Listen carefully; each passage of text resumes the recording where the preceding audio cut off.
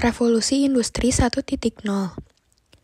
Revolusi ini muncul pertama kali di negara Inggris pada akhir 1770-an dan menyebar ke negara-negara Eropa lainnya.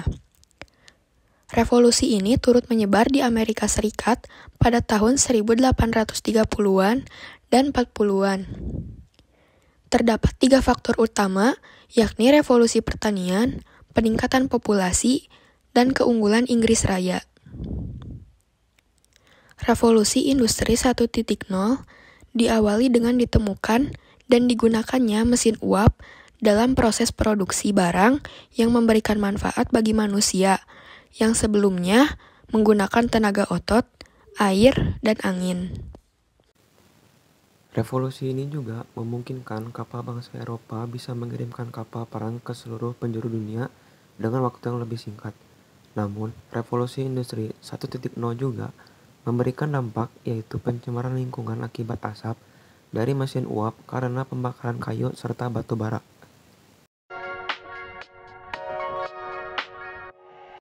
Revolusi Industri 2 adalah era revolusi yang terjadi sekitar awal abad ke-19 tahun 1870-an dan berfokus kepada efisiensi mesin di setiap lini dalam proses produksi karena ditemukannya tenaga listrik. Pertanyaannya, mengapa penemuan listrik bisa memicu revolusi industri? Jawabannya adalah karena pada saat itu tenaga listrik dinilai jauh lebih efektif untuk menggantikan tenaga manusia serta lebih efisien jika dibandingkan dengan tenaga uap. Meskipun perusahaan harus mempertimbangkan untuk mengganti mesin-mesin yang telah diinvestasikan sebelumnya. Pada era ini, muncul produksi mobil secara besar-besaran yang mengharuskan kendaraan dirakit dari awal hingga akhir yang menyebabkan proses tersebut tentu tidak cepat dan tidak mudah. Dengan adanya perubahan mekanisme pada proses produksi di tahun 1913, menyebabkan proses produksi yang ada berubah total secara keseluruhan. Proses produksi mobil tidak lagi memerlukan banyak tenaga untuk merakit dari awal hingga akhir. Diselesaikan dengan konsep lini produksi atau assembly line dengan memanfaatkan conveyor belt. Akibatnya, proses perakitan mobil bisa dilakukan lebih efisien oleh orang lain di tempat yang berbeda. Dampak revolusi industri 2.0 yang paling terlihat adalah di saat Perang Dunia II, di mana kala itu produksi kendaraan perang seperti tank, pesawat, dan senjata tempur lainnya diproduksi secara besar-besaran. Contoh penemuan di era revolusi industri 2.0 yaitu penemuan arus listrik AC dan DC, alat telekomunikasi, dan proses produksi massal.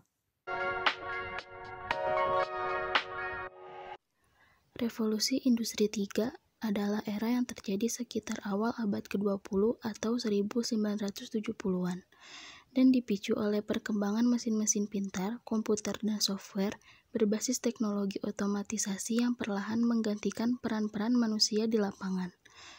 Seperti mengirim dokumen, menghitung formula yang rumit, sampai membuat pencatatan keuangan. Pada era inilah dimulainya digitalisasi khususnya di dunia industri.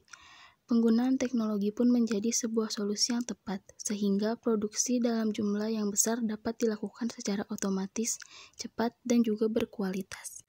Berbagai penemuan seperti semikonduktor, transistor, hingga kemunculan IC, integrated chip, yang membuat sebuah komputer dapat berukuran lebih kecil, menggunakan daya listrik yang sedikit pula, dan kemampuan menghitung dan menerima canggih.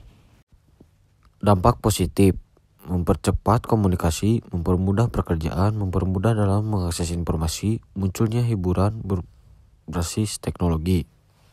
Dampak negatif: menumbuhkan sikap individualisme, menumbuhkan sikap antisosial, kejahatan penyebab virus komputer, perjudian, dan lain-lain.